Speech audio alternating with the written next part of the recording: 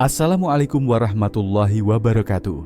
Semoga Bapak Ibu senantiasa sehat semangat dan diberi ketenangan dalam menjalani hari-hari di usia indah ini. Setiap pagi banyak lansia di Indonesia memulai hari dengan menu yang sama, telur rebus atau telur dadar ditemani segelas susu hangat, teh manis atau sepiring roti gandum. Semua terdengar sehat. Tapi yang mengejutkan, kombinasi inilah yang diam-diam bisa menghambat penyerapan nutrisi penting, membuat tubuh mudah lelah, kepala sering pusing, hingga meningkatkan risiko gangguan jantung ringan. Tidak sedikit yang datang ke klinik dalam keadaan lemas padahal makan cukup. Setelah ditelusuri, ternyata bukan kekurangan makanan, tapi tubuh tidak bisa menyerap gizi dengan baik. Salah satu penyebab paling umum cara makan telur yang kurang tepat. Saya Dr. Rahmat Widodo. Selama lebih dari 3 dekade mendampingi pasien lansia dari desa di Temanggung hingga pesisir Makassar, saya melihat pola yang sama berulang. Telur dikira menyehatkan, tapi jadi tidak berguna jika dikombinasikan dengan makanan yang salah. Hari ini saya akan ajak Bapak Ibu mengenali 3 kesalahan sederhana namun sering terjadi saat makan telur. 3 kesalahan ini bisa memengaruhi kekuatan otot, daya tahan tubuh, hingga kesehatan jantung secara diam-diam. Kita akan bahas satu persatu dan saya akan berikan solusinya secara praktis, bisa langsung dipraktikkan di dapur sendiri. Jika Bapak Ibu terbiasa makan telur setiap hari, maka video ini sangat penting. Karena sehat itu bukan soal makan banyak, tapi soal cara tubuh kita menyerap setiap nutrisi dengan benar. Telur itu luar biasa. Dalam satu butir saja sudah ada protein lengkap, zat besi, vitamin B12, kolin yang penting untuk daya ingat, dan lutein yang menjaga kesehatan mata. Karena itu, banyak Bapak Ibu lansia menjadikan telur sebagai sarapan andalan setiap pagi. Murah, mudah, dan kelihatannya menyehatkan. Tapi di balik semua itu, ada satu hal penting yang jarang diperhatikan. Bagaimana kita makan telur ternyata bisa menentukan apakah gizinya benar-benar diserap oleh tubuh atau justru terbuang sia-sia. Bahkan bisa menimbulkan masalah baru. Selama mendampingi pasien lansia dari berbagai daerah, saya sering melihat pola yang sama. Banyak orang menggabungkan telur dengan makanan lain yang justru mengganggu penyerapannya. Ada yang terbiasa makan telur sambil minum susu atau makan telur dengan sepiring oatmeal dan sayur mentah sekaligus. Ada juga yang tak bisa lepas dari teh manis atau kopi saat sarapan telur. Kebiasaan-kebiasaan ini tampak sederhana, tapi bisa berpengaruh besar terhadap tenaga kesehatan jantung dan daya tahan tubuh lansia. Maka hari ini kita akan pelajari bersama, bukan untuk menyalahkan, tapi agar Bapak Ibu bisa menikmati telur dengan cara yang lebih bijak dan bermanfaat. Saya sering mendengar pasien berkata begini, "Dok, saya tiap pagi makan telur dan minum susu. Bukannya bagus ya?" Secara terpisah iya. Telur bagus, susu juga baik. Tapi kalau dikonsumsi secara bersamaan, terutama di usia 60 tahun ke atas, justru bisa jadi masalah yang tak terlihat. Bapak Ibu tahu telur itu sumber zat besi yang cukup tinggi.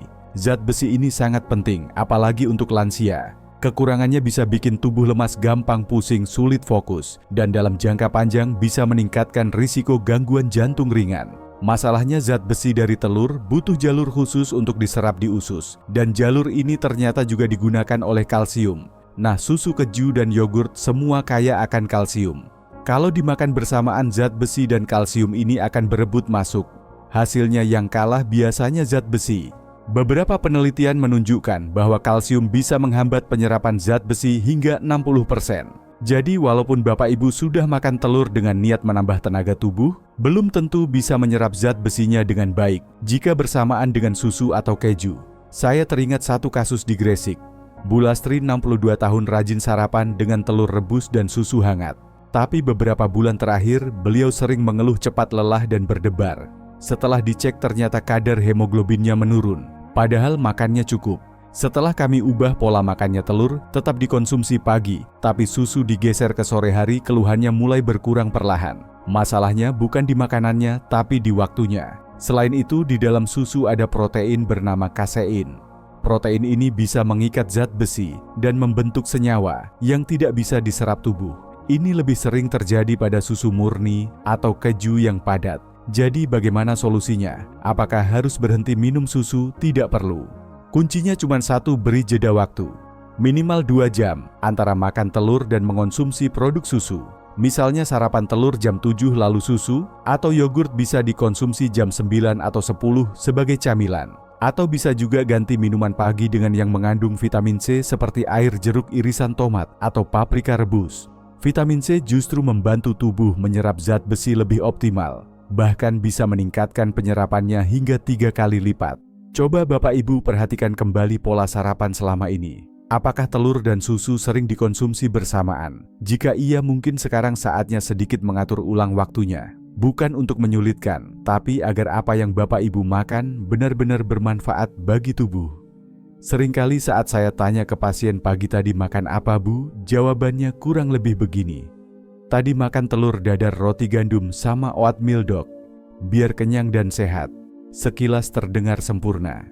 Ada protein, ada serat, ada karbohidrat kompleks. Namun terlalu banyak serat dalam satu waktu justru bisa mengganggu penyerapan nutrisi dari telur, hal yang jarang disadari banyak orang. Bapak Ibu tahu, telur bukan hanya mengandung protein, tapi juga vitamin-vitamin penting yang larut dalam lemak seperti vitamin A, D, dan E. Vitamin-vitamin inilah yang menjaga kesehatan tulang, memperkuat daya tahan tubuh, dan melindungi sel-sel tubuh dari kerusakan. Tapi saat Bapak Ibu mengonsumsi telur bersamaan dengan makanan berserat tinggi seperti roti gandum oatmeal atau lalapan mentah dalam jumlah banyak, maka serat yang tidak larut itu bisa bertindak seperti spons. Ia menyerap lemak dan vitamin, lalu membawanya langsung keluar dari tubuh sebelum sempat diserap dengan baik.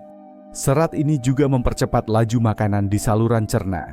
Akibatnya tubuh punya waktu lebih sedikit untuk menyerap gizi dari telur. Untuk lansia yang sistem pencernaannya sudah mulai melambat, hal ini bisa menjadi masalah besar. Makanan bergizi jadi tidak sempat diserap maksimal. Saya teringat Pak Hadi, 68 tahun, pensiunan guru di Salatiga. Beliau sangat disiplin soal makan. Setiap pagi sarapan telur rebus, 2 lembar roti gandum oatmeal, dan salad mentimun. Tapi tetap saja tubuhnya cepat lelah, bahkan kadar vitamin D dalam darahnya rendah. Setelah kami kurangi jumlah serat mentah di pagi hari dan ganti dengan sayur matang seperti bayam rebus atau labu kukus, kondisinya mulai membaik. Artinya bukan seratnya yang salah. Serat tetap penting untuk jaga gula darah, kolesterol, dan melancarkan BAB. Tapi waktunya perlu diatur. Jangan dikonsumsi bersamaan dalam jumlah besar dengan telur. Solusinya sederhana. Saat sarapan dengan telur, pilih serat yang lebih lembut dan dimasak seperti brokoli kukus, bayam tumis, atau wortel rebus. Hindari menggabungkan terlalu banyak serat kasar seperti oatmeal, biji-bijian, dan sayur mentah dalam satu piring. Kalau Bapak Ibu tetap ingin makan oatmeal, bisa dipindahkan ke waktu camilan siang atau malam. Tubuh akan punya waktu lebih panjang untuk menyerap masing-masing gizi dengan baik tanpa gangguan. Coba renungkan sebentar, apakah selama ini sarapan Bapak Ibu justru terlalu padat serat saat digabung dengan telur? Kalau iya, ini waktunya untuk menata ulang, bukan mengurangi makanan sehat, tapi memberi ruang agar tubuh bisa menyerap semuanya dengan lebih bijak. Di banyak rumah tangga, terutama di desa saya, sering melihat kebiasaan yang sangat umum. Setelah telur goreng matang dan nasi hangat, disiapkan segelas teh manis atau kopi langsung menyusul di atas meja. Lengkap sudah sarapan pagi, tapi justru disitulah letak masalah yang sering tidak disadari. Banyak Bapak Ibu tidak tahu bahwa minum teh atau kopi bersamaan dengan makan telur bisa mengganggu penyerapan zat gizi penting dari telur. Ini bukan mitos, tapi sudah terbukti dalam berbagai penelitian. Di dalam teh, terutama teh hitam dan teh hijau, ada zat bernama tanin. Sementara di dalam kopi ada kafein dan senyawa asam. Tanin ini punya sifat unik, ia bisa mengikat zat besi, zinc, dan vitamin B yang ada di telur, lalu membentuk senyawa yang tidak bisa diserap oleh tubuh. Hasilnya, nutrisi yang seharusnya memperkuat tubuh malah terbuang sia-sia. Bahkan satu studi di Jepang menunjukkan bahwa minum teh saat makan bisa mengurangi penyerapan zat besi sampai 50%. Hal ini tentu sangat berisiko bagi lansia, apalagi yang sudah mengalami penurunan nafsu makan atau kekurangan gizi ringan tanpa disadari. Kafein di dalam kopi juga memberi efek tambahan. Ia bisa meningkatkan produksi asam lambung. Untuk beberapa lansia yang sudah memiliki keluhan lambung atau GERD, ini bisa memicu perut kembung, rasa panas di dada, bahkan sulit tidur.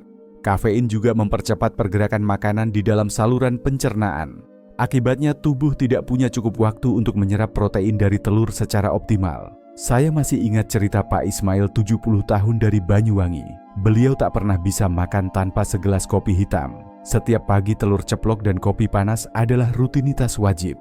Tapi beberapa bulan terakhir beliau merasa makin sering lemas dan gampang masuk angin.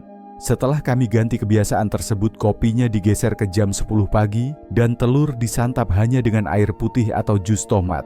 Beliau merasa lebih bertenaga dan pencernaannya pun lebih nyaman. Selain itu, ada satu hal lagi yang sering terabaikan. Kafein ternyata juga bisa mempercepat pengeluaran kalsium lewat urin.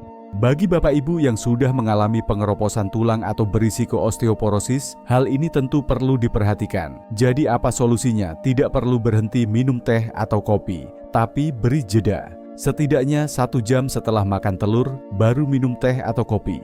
Jika ingin minuman hangat di pagi hari, bisa diganti dengan teh herbal seperti jahe kayu manis atau chamomile yang lebih ramah untuk pencernaan dan tidak mengganggu penyerapan gizi.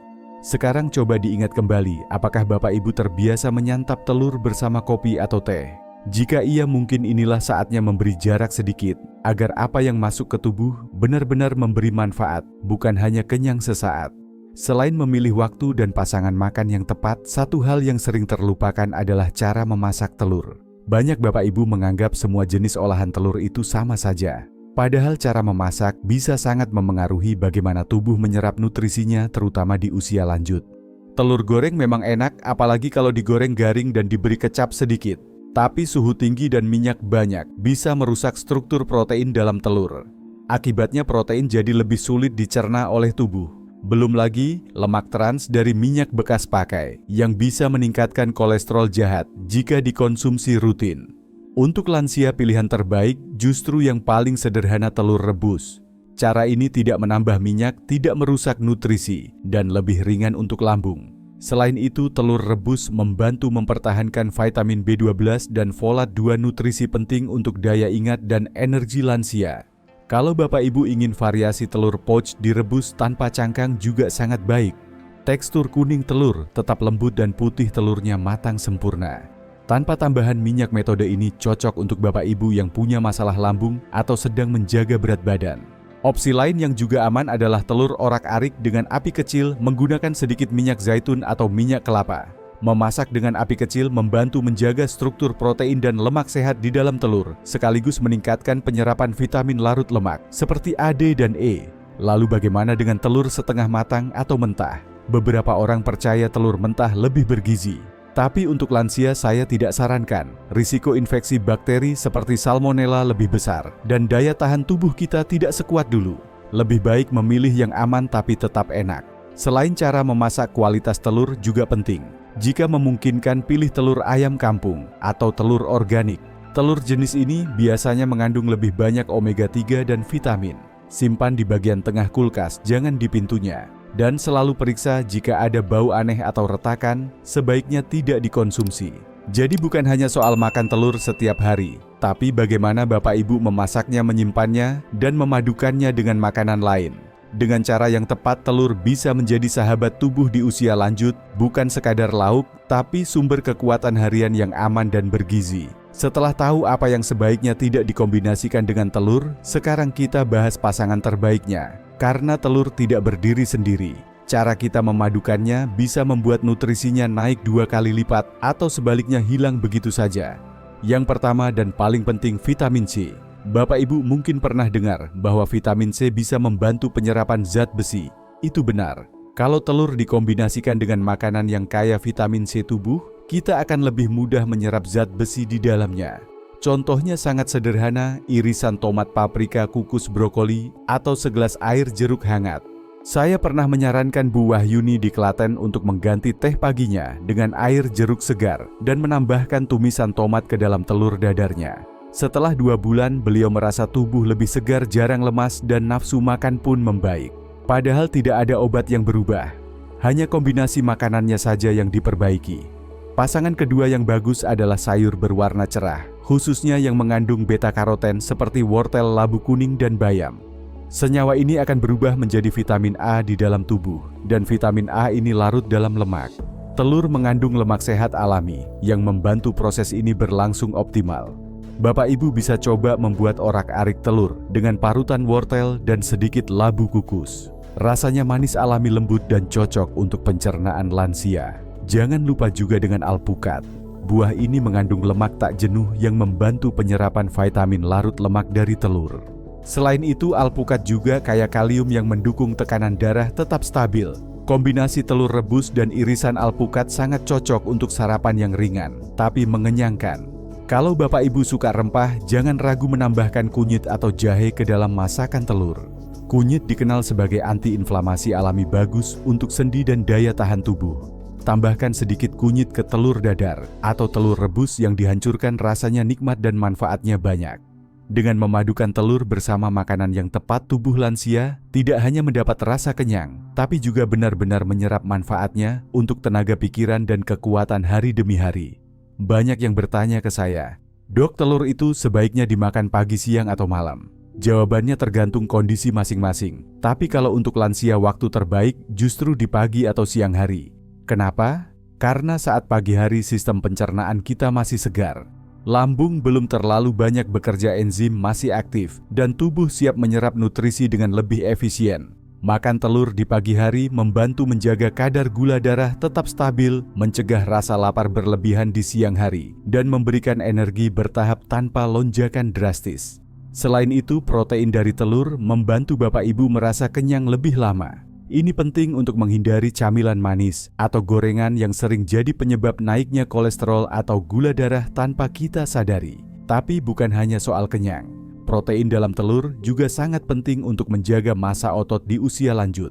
Semakin bertambah usia, tubuh kita secara alami mengalami penurunan massa otot. Kondisi ini disebut sarkopenia.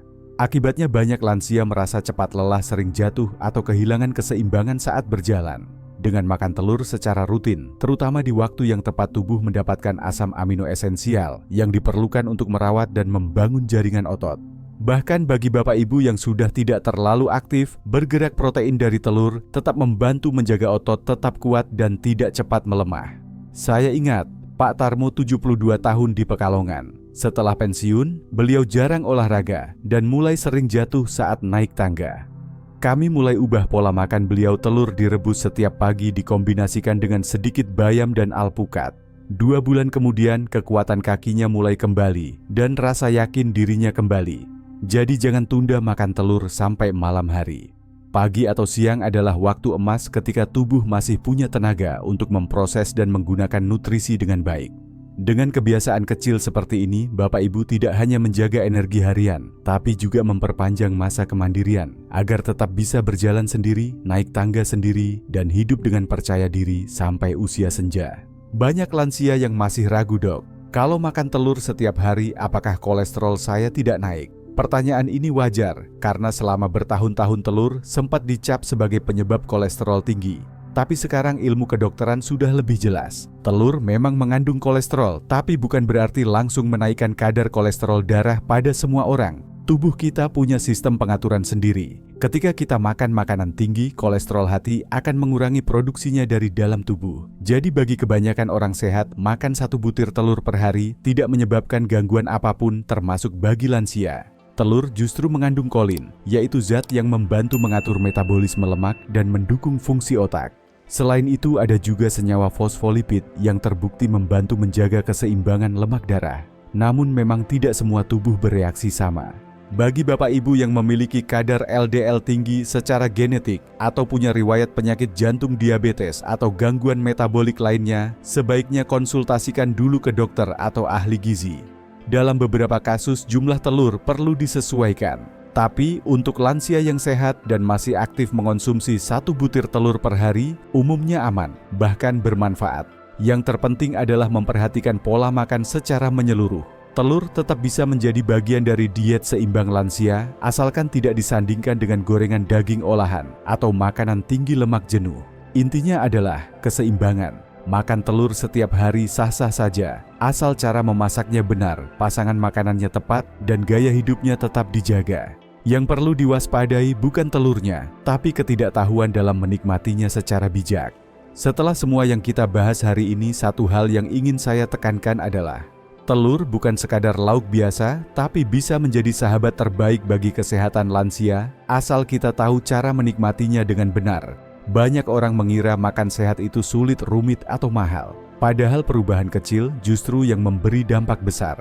Misalnya hanya dengan memisahkan waktu antara telur dan susu, mengganti teh dengan air jeruk, atau menumis sayur sebentar sebelum disajikan bersama telur. Hal-hal sederhana ini bisa membuat tubuh Bapak Ibu menyerap gizi lebih optimal dan terasa lebih bertenaga sepanjang hari. Ingat, bukan jumlah makanan yang menentukan sehat tidaknya tubuh, tapi bagaimana tubuh mampu memanfaatkan setiap nutrisi yang masuk. Dan sebagai lansia, kita tidak perlu makan berlebihan, yang kita butuhkan adalah makanan yang tepat pada waktu yang tepat dengan cara yang tepat.